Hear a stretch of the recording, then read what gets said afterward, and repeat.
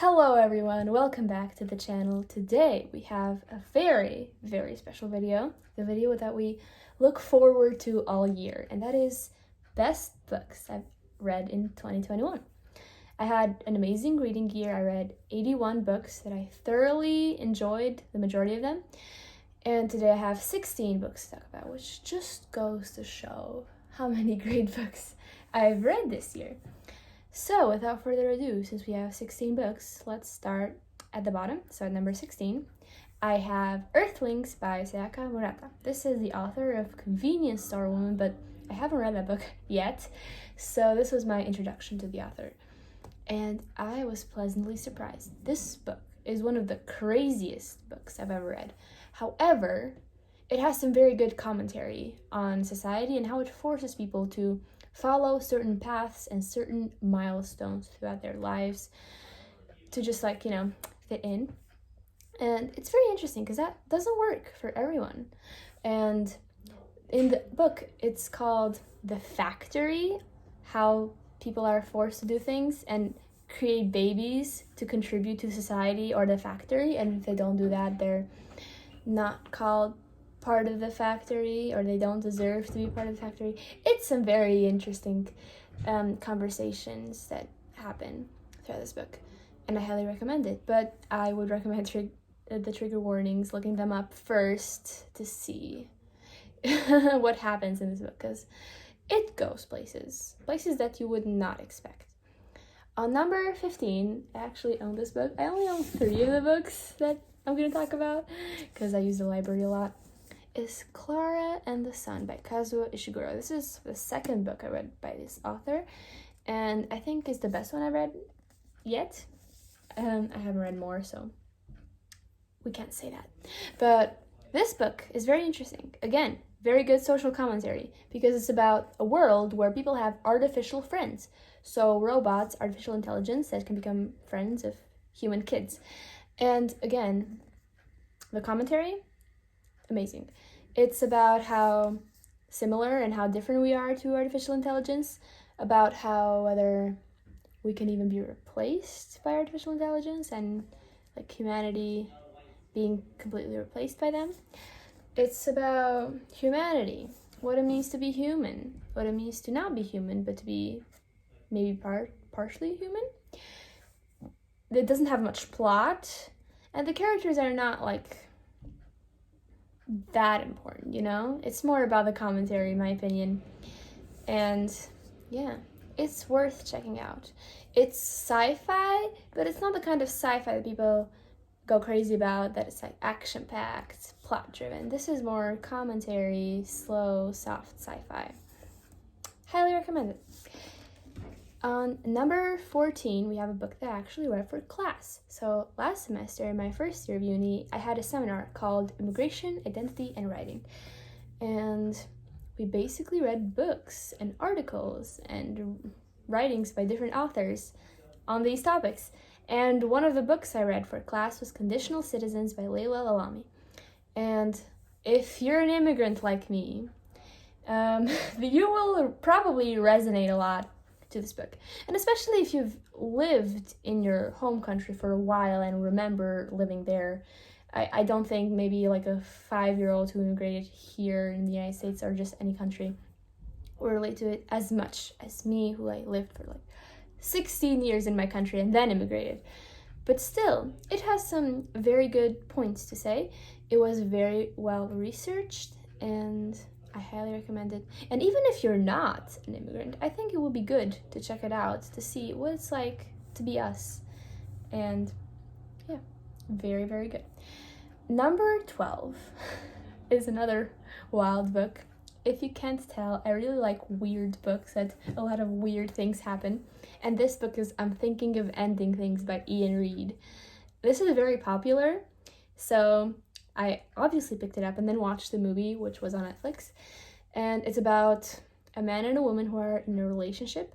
And the woman is thinking about ending things, but weird things happen. Spooky things happen. Unexpected plot twists happen. And it's very short, but it packs a punch.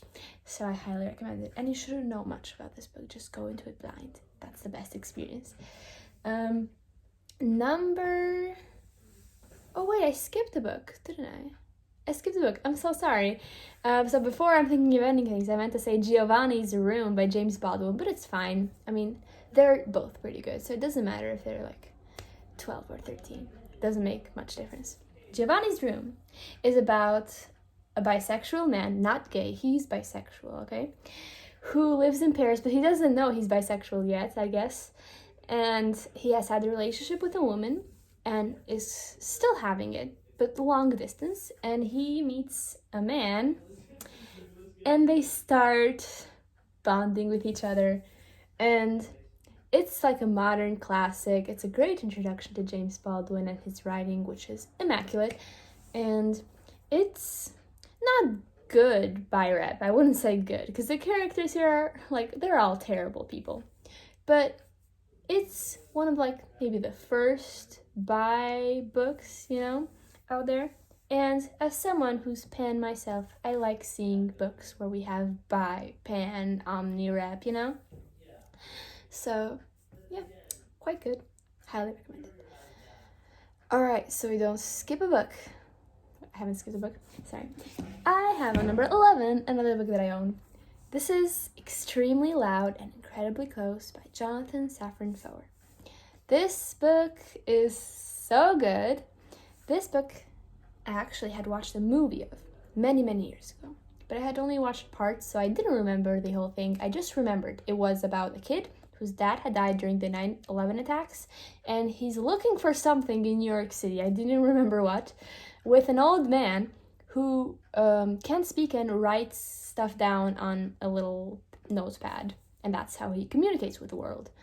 And I actually should rewatch the movie to see how different it is from the book, but the book is actually half this quest and half the backstory of the old man who can't speak. And I didn't expect the backstory at all, but it was quite interesting. And the first half is about the main character, Oscar Schell, who's a 9-year-old kid whose dad obviously died during the 9/11 attacks.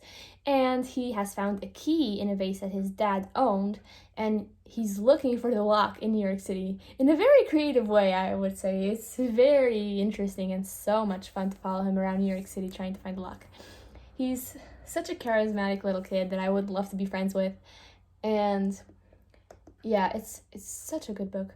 Foer's writing is one of the best writings I've ever seen, because I really like playful writing and writing that doesn't make you bored while you read the book. Like, I never wanted to put this book down because it was so addictive, and I can't wait to read more by him. And another cool thing about this book is it has pictures throughout it, because the main character has this little binder journal thing that is all the things that ever happened to me, and they actually didn't happen to him. They're just related to the research and the things he does in his like quest to find the lock. But yeah, it's a good like introduction to like multimedia formats, and I really liked it, and I highly recommend it. All right. Number 10. Oh my god, number 10 is so good. It's Things Have Gotten Worse Since We Last Spoke. This book is lesbian horror at its finest, my friends. The cover is breathtaking, and the insides are just as breathtaking. Just go into this blind. It's about a chat room and two women that communicate with each other, and things get, again, wild.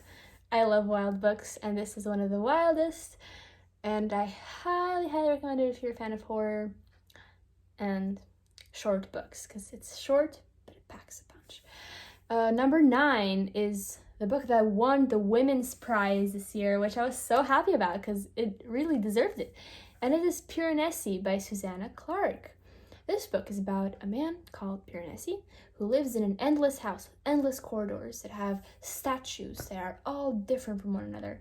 And he lives there alone, but once a week he meets a man called the Other, and Pure Nessie is researching this house and like very scientifically writing things down and measuring things.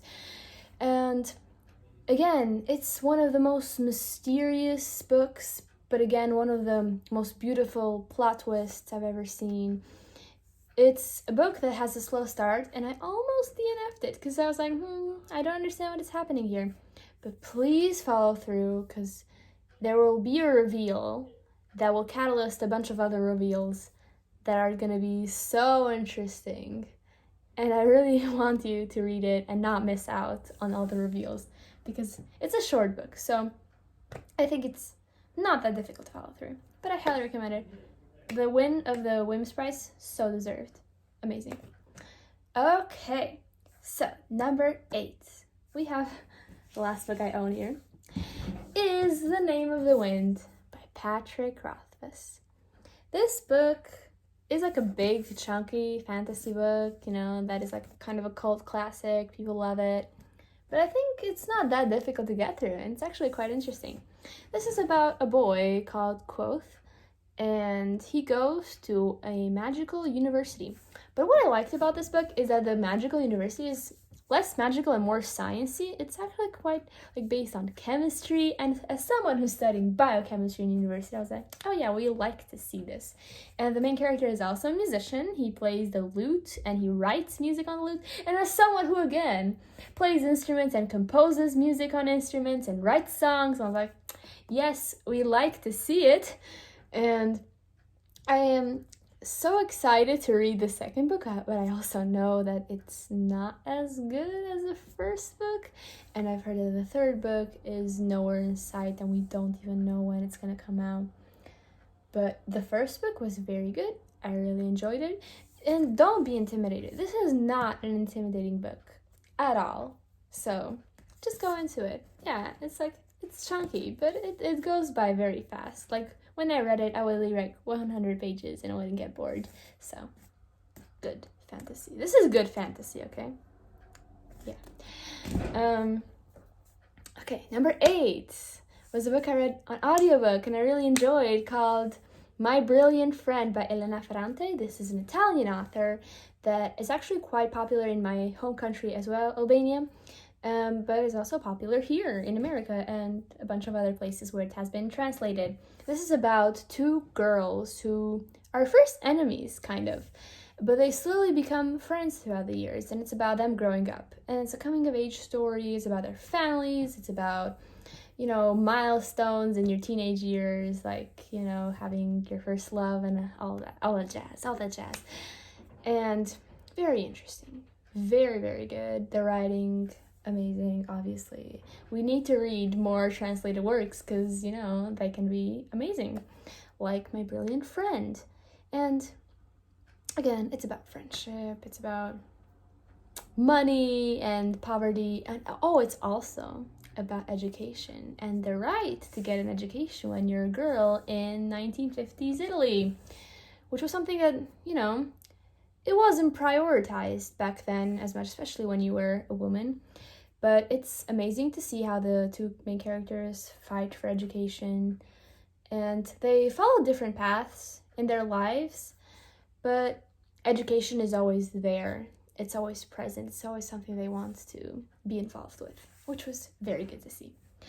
Okay, number 6 was a YA book. Now, I don't read YA that much anymore because YA, honestly, it's not doing much, but ever so often there are some YA books that do things, and they do them very well.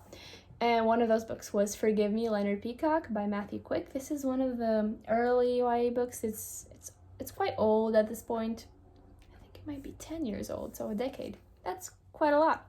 And it's about a boy called Leonard, and he has decided to kill himself on his birthday. And he meets a bunch of people throughout the day, and depending on what they do, he will decide whether he will kill himself or not. And it's about that day, and it's also about the backstory that he has with a lot of these characters. It is so well done. The audiobook is so good. The narrator is actually, I don't know if he's actually a teenager, but the voice was actually a voice that would suit a teenager, you know? So it actually felt like a teenager was telling the story, which I really appreciated. It was such a hard-hitting book. If you like a little life, this book, quite good. Quite good. And yeah, I was so happy I picked this up. It was something that I did on the whim because I saw it on Libby and I was like, you know, why not? Let's try it. But I was not disappointed. I'm so happy about it.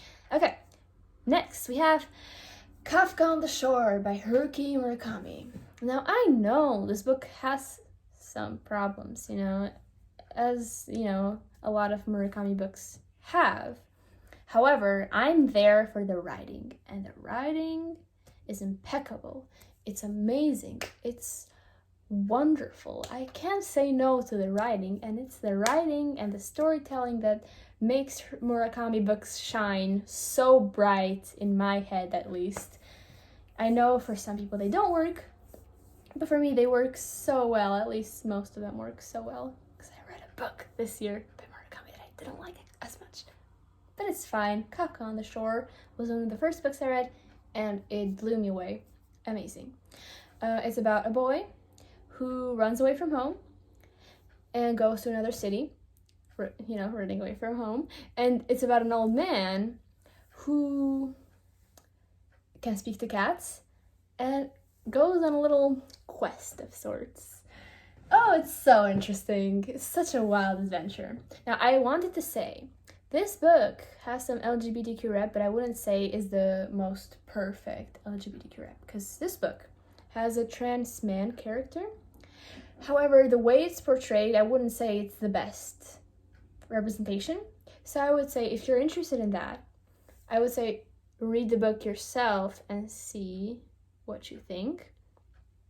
Because even the research I did a little bit online, people say, yes, it is a trans man, but the way it's represented, it's not the way it would be today, with pronouns and communication and everything else, you know? It's interesting to see, you know? In a Japanese fiction book I was reading in 2002, having a trans man. It's interesting, but it's not own voices. So, again, see for yourself. Yeah, that's all I'm going to say about Kafka on the Shore for now.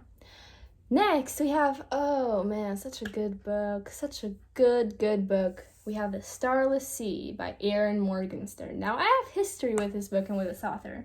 I read, or at least attempted to read, The Night Circus. Didn't like it. DNF'd it. At maybe 20% in. And then, a year later, I tried to read The Starless Sea. And again, DNF'd it. Oh my god, no. I mean, it was during the time I read A Little Life, and A Little Life just eclipsed everything for me. So I was like, I don't care about The Starless Sea. I only care about A Little Life. But then, again, a year later, I picked it up, and wow. This time I followed through, and I read it carefully. I didn't just skim through. This is a book you have to read carefully. And I was blown away. So good. And to people that say it doesn't have a plot, it does have a plot. You just have to pay attention. You have to read every line. This is the kind of book where you have to read every line. Now, I would have enjoyed this book so much more and it could have been number one. But I was reading it during a time in university where I had a lot of midterms, a lot of assignments, and a lot of hectic things going on in my uni life. So there was a time where I did kind of stop reading it for a week or a week and a half, and I focused more on my studies, and I took a break from it. And I think it didn't shine as much as it could have if I hadn't taken that break. So I want to reread this book in the future, not in the near future, but someday, because I think it could be one of my favorite books of all time, and I think it's one of those books that it could boost itself up, because it's a book where when you read it for the first time, you don't understand everything, so you need to read it for a second time to pick apart things that you didn't see before. So yeah, amazing. It's about a book that the main character finds that describes his own life, and that catalysts a quest that he goes to, and he discovers an underground world of stories within stories, and it's just wonderful. It's just such a good book for book lovers. Okay. Number 3. We have a book that I raved so much about this year. I even made a video on this channel on why you should read it, and I still stand by it because it's amazing. And that is called Rabbits by Terry Miles. This book is so good, you guys. Like, why are you all sleeping on it? I thought it was a thriller, but then on the Goodreads Choice Awards, it was nominated under science fiction, which I also agree with because it's a sci-fi thriller.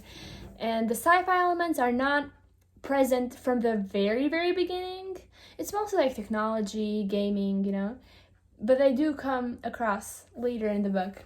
But if I told you what it is, then it would be a spoiler. And this book is all about the unexpected things and all the plot twists that you will come across through the book.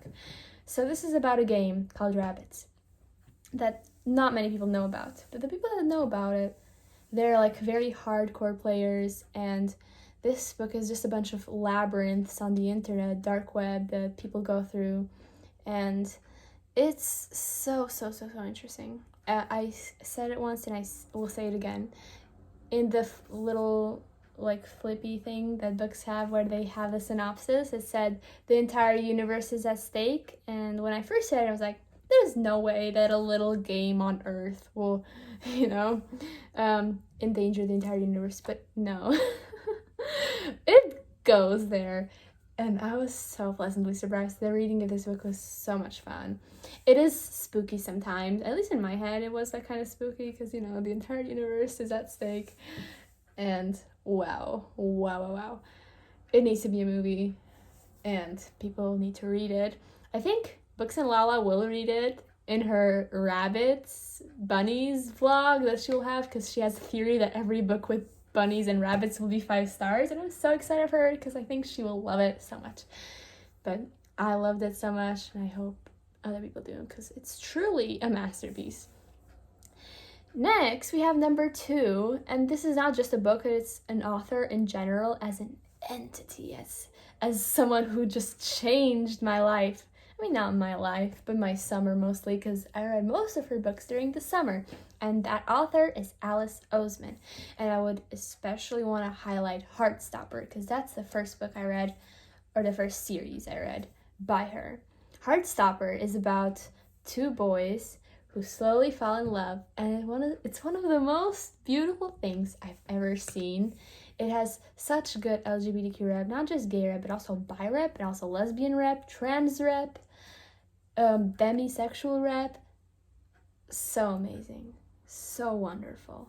Alice Oseman is truly doing such wonderful things in the world of LGBTQIA literature, and apart from Heartstopper, I also read this year's Solitaire, I read Radio Silence, I read Little Solitaire novellas, and the only books I haven't read by her yet are the one that's orange, that is about a girl that is a fan of a band, I don't remember the name, and the other book that I'm super excited about is Loveless by Alice Oseman, obviously, because it has asexual rep, and I am asexual, and it has aromantic rep, and I am partially aromantic, and I used to identify as completely ace before, but now I identify as ace but only partially aro, and I also identify as pan. And I'm so excited because it's going to come out in America this year in February, and yeah, so excited to read more Alice Oseman because she truly is doing wonderful things, and we love to see it. And the last book we have, oh my god, this video is already so long, and I'm so sorry because I read so many good books this year. The best book I read is actually nonfiction, which is such a big surprise. It is a memoir written in a horror style, so it's a horror memoir. Isn't that amazing? And that book is In the Dream House by Carmen Maria Machado. She's such a gem in literature today, and I can't wait to read more by her, especially her short story collection, Her Body and Other Parties, because In the Dream House was written so beautifully, so masterfully. She really was flexing her master's degree in creative writing, which we love to see. And it's about the author and her relationship with another woman. Why did I say that in plural? I don't know. And it goes places. It's written in such a creative and imaginative and wise and smart and clever way. I read the audiobook, which is narrated by the author herself. I highly recommend it. It's one of the best audiobooks I've ever read. Her voice is so soothing. She knows how to read her own story. And it's good if you support a queer author by reading this book, because it truly is amazing, wonderful. I feel like I've said amazing and wonderful so many times in this video, but this book truly deserves all the hype that it gets, and even more than that. It's like, I'm speechless. Just read this book, because it is also so well researched, because she not only talks about her own life, she also talks about other occurrences in history of abusive queer relationships. It also talks about, how people have fought so hard to make queer relationships a reality, and now seeing how some of them, sometimes fall apart, sometimes don't work, sometimes feels like a failure. But no, that's just how relationships work. Not every relationship will succeed, whether it's straight or queer or whatever it is, So well researched. Oh my god. It brings so many good moments in history where things like this have happened that I didn't even know existed. So I learned a lot, and I really enjoyed my time. Highly recommend it. And that's it. Those are all the books I read in 2021 that I absolutely loved. Of course, there were so many more that I really liked, but they couldn't be part of this video because then it would be hours and hours long. And also, if you noticed, I wore the same shirt and I literally have the same hair as last year when I filmed this video, which is quite a good and interesting coincidence. And I hope you like this video. Please hit like and subscribe, and I'll see you some other time, probably in the next semester, when I'm probably losing my marbles and decide to film a video for fun. Oh, and in April, I will have to update you on all the books I read and I didn't read for like the 5-star predictions. Oh my god, that's gonna be exciting, because I have read some of them, but I also haven't read some others. I'm currently reading one of them, but it's taking me so long. I bet you know what it is. Anyway, bye.